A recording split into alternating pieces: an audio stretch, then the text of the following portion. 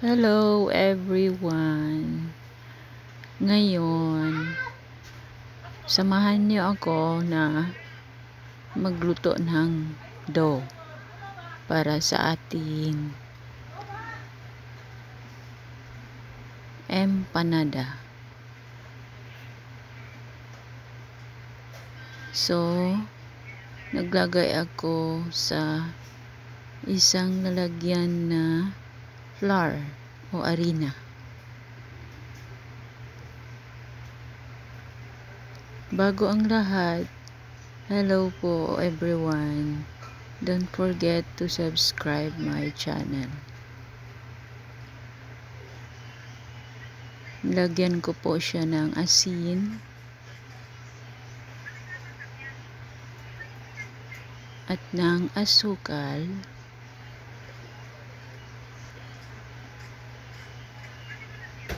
at i-mix lang po natin.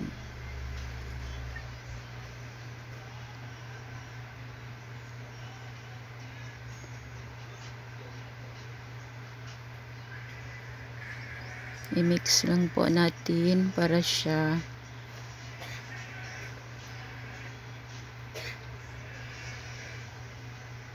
mahalo ng sabay-sabay. At lagyan po natin siya ng margarine. Tansya lang po.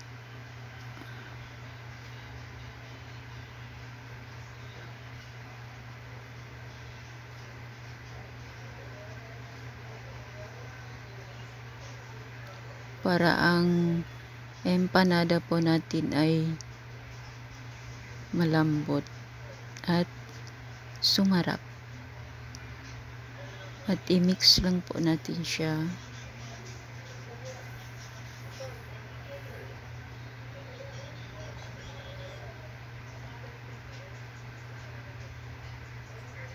Ganyan po, i-mix lang po.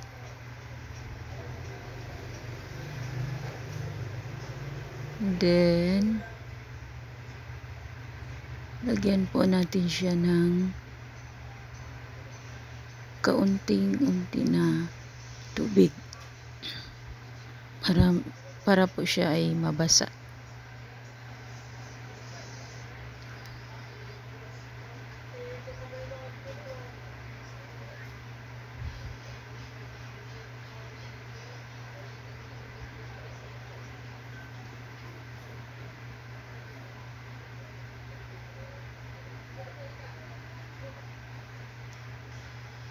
Unti-unti lang po.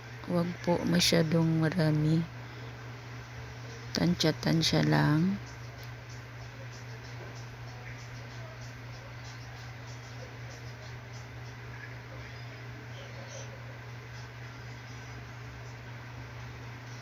Ganun po. I-mix lang po.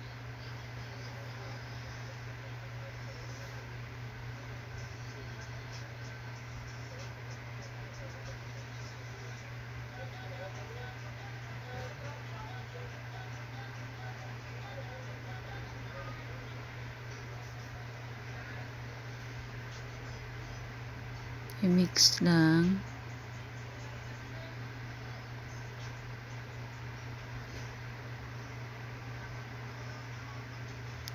Huwag po ninyong kalimutan i-hit ang notification bell para updated po kayo sa mga videos na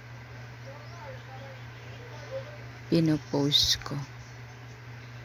And don't forget po mag-like and share, comment na rin po.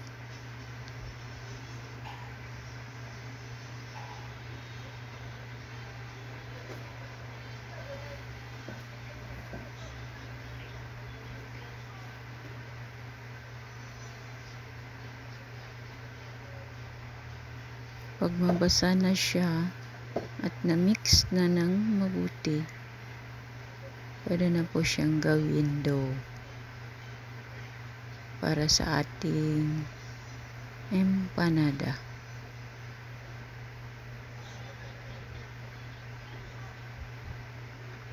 Yun pa laman po ng dough niya,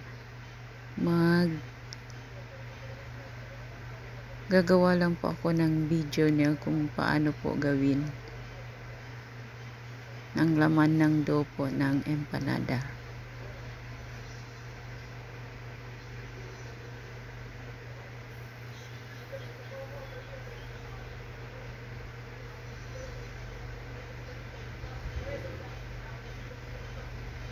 So, i-mix-mix lang po natin para mahalo ng mabuti.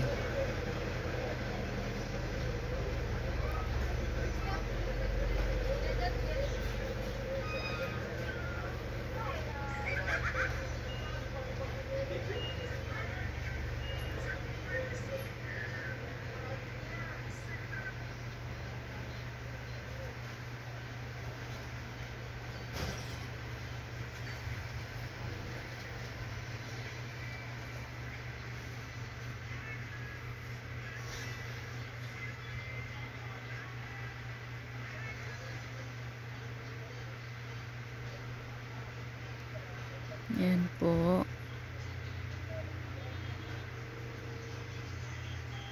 Huwag natin po ibigla yung tubig para hindi po siya mag-melt.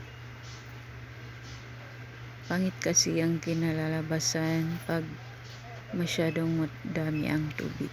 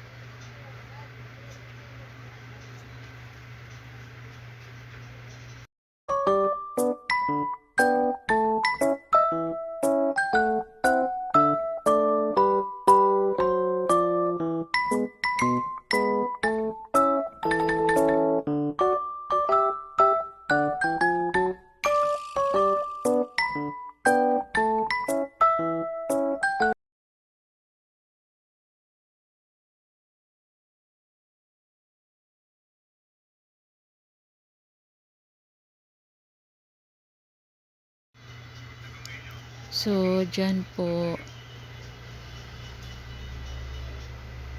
malinis po ang aking kamay ha. So, i-mix lang natin ng maigi.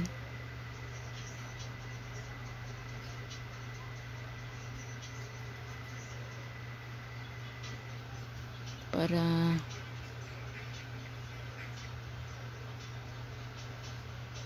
magawa siyang dough.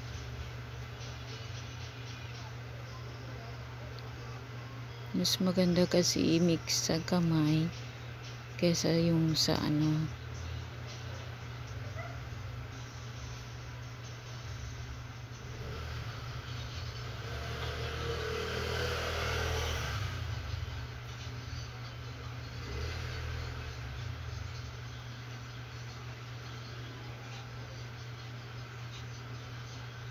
So, andyan po, kaunti-unti na po siyang nagiging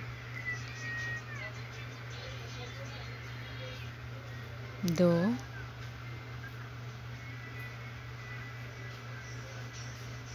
Para sa ating empanada. Ang laman po kasi ng empanada natin ay bell pepper, chicken, loaf, mayonnaise, carrots at saka cheese po ang sa loob niya.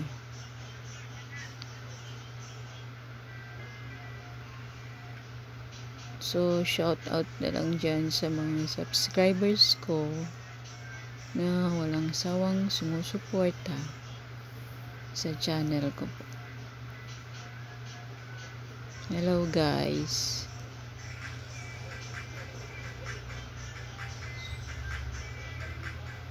Have a good day.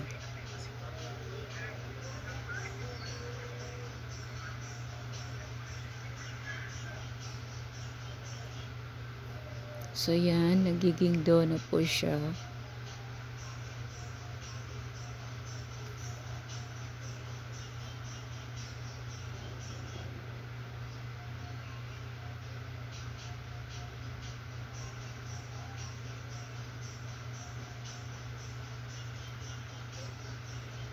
Samahan lang po natin siya ng sipag at tiyaga po sa pagmamasa po sa kanya.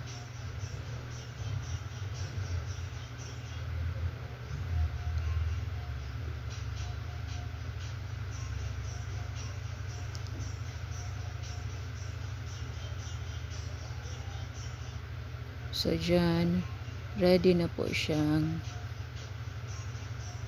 para sa empanada po natin.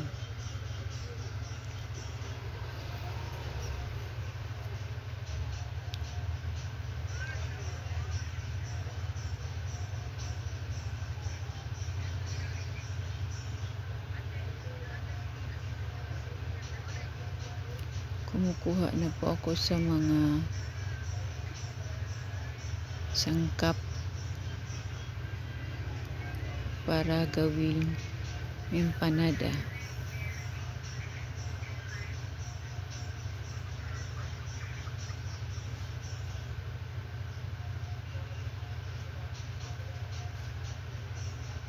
So dyan po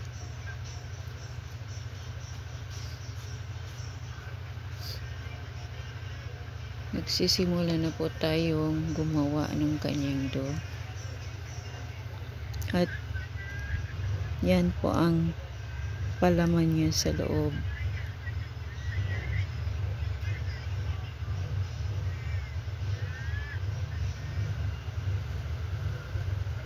Ganyan lang po yan.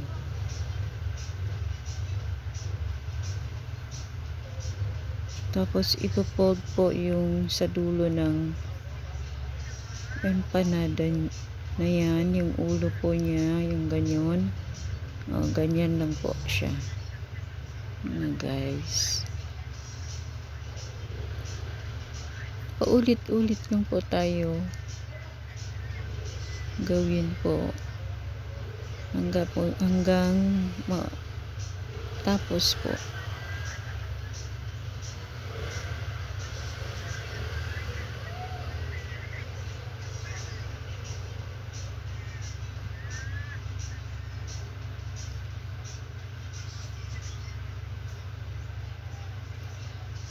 Kung wala po kayong roll pin ba yan tawag dyan?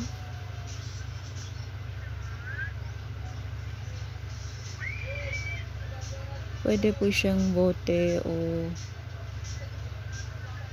nasa sa inyo na po.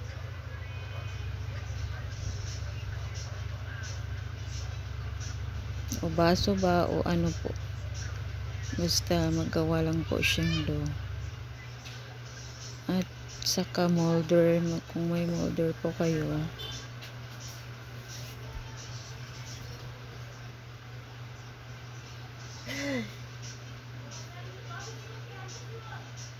So ganun lang po siya kabilis.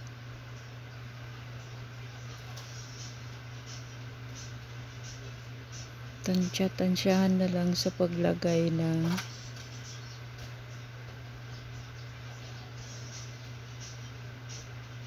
kanyang palaman sa loob.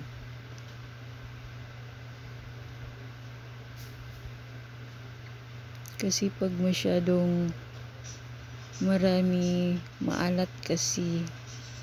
Pero wala po siyang asin, mayonnaise lang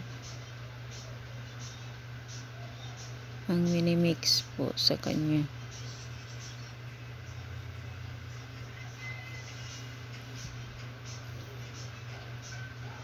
Pagkatapos po niyan ay pwede na po siyang iprito. Pero mga guys, wala po yan siyang sauce na nilalagyan. Bale, ganyan lang po yun siya. Pero in fairness po, masarap po siya.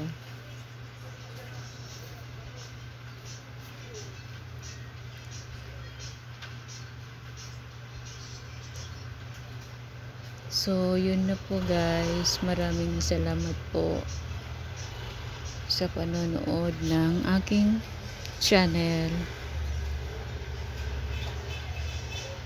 See you po sa mga next video ko. Bale,